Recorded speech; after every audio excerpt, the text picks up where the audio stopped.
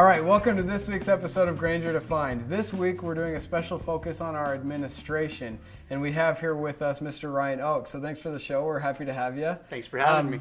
Before we get started, we wanted to allow students in the Granger community to get to know you a little bit better. So we wanted to know if you could describe a perfect day. You know, would it be sunny? What would you be doing? How would you describe your perfect day? A perfect day for me, as much as I love Granger High School, would not be here at Granger High.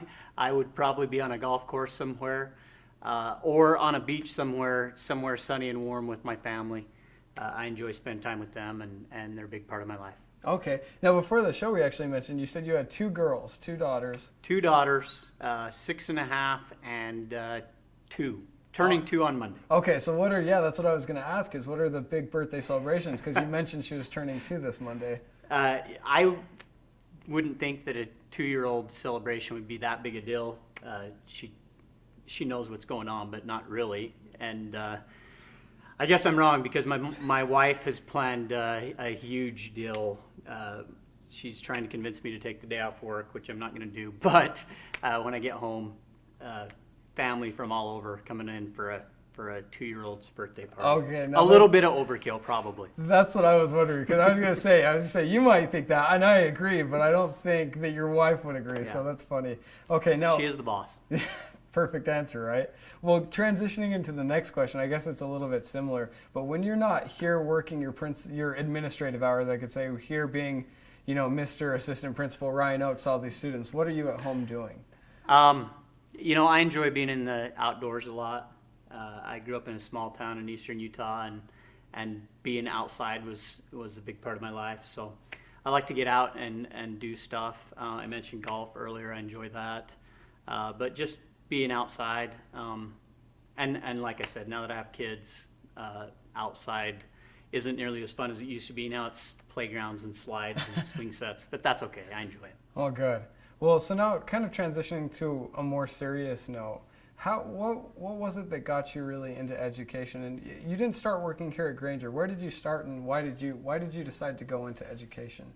Yeah, I started out teaching at our rival high school, Hunter High, which is actually a great place. And I loved it. I loved teaching. I was a history teacher at Hunter High for 8 years, and have a gazillion just great memories of the students over there and being a history teacher. I got into education because I like being with young people. They make me feel younger than I am, and that's a good thing as I get older and older. I was in college kind of trying to find my place and decide what I wanted to do. I had a college professor tell me one time that if you're in love with history and studying history and that's what you love the most, go be a college professor. If you like kids more than your curriculum, go be a high school teacher. And I thought that was sound advice, and kind of I fit into that peg. So I decided to spend my time with a bunch of teenagers all day long, and it gives me a good excuse to act immature and try to have some fun. That's a good thing. I was going to say, you said that it made you feel younger. I thought you were 26 when I first met you. So, but I wish. Well, it's funny because as we've talked to teachers, one of our favorite questions to pose to teachers and now to you is there a moment really that's made education or choosing to have a career in education worth it for you? A ton of moments like that. I happened to be texting before I came up here for this with a former student of mine who was in my history class at Hunter High.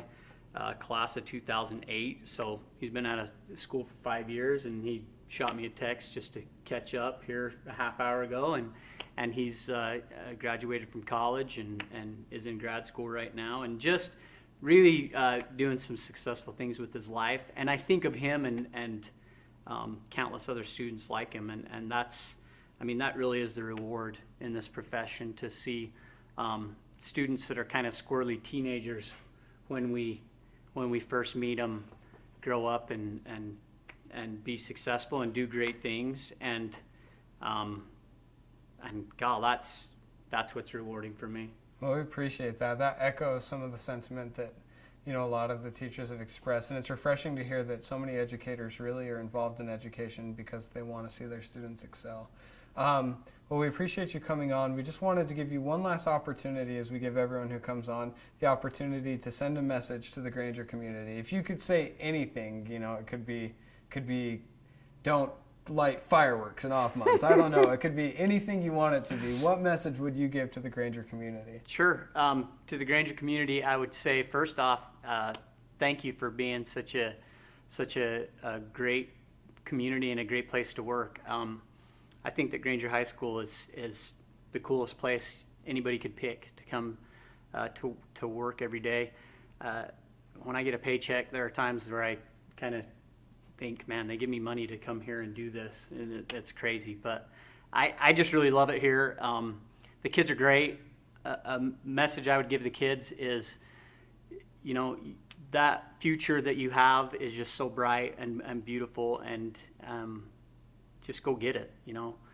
Don't sit back and wait for it to be handed to you, but go out there and do your best, achieve, and things will work out, and you'll find yourself happy and successful. But you gotta do your part, and life can be difficult and it can kind of beat you up, but if you keep getting up and fighting back and doing your part, and doing your part is that daily grind of coming to school, doing assignments, turning them in, and looking forward to the future. And if you do that, then everything's going to work out, and you're going to end up happy and successful in life. Okay. Well, we appreciate that. Thank you so much, Mr. Oakes. Thanks for having me. Appreciate it.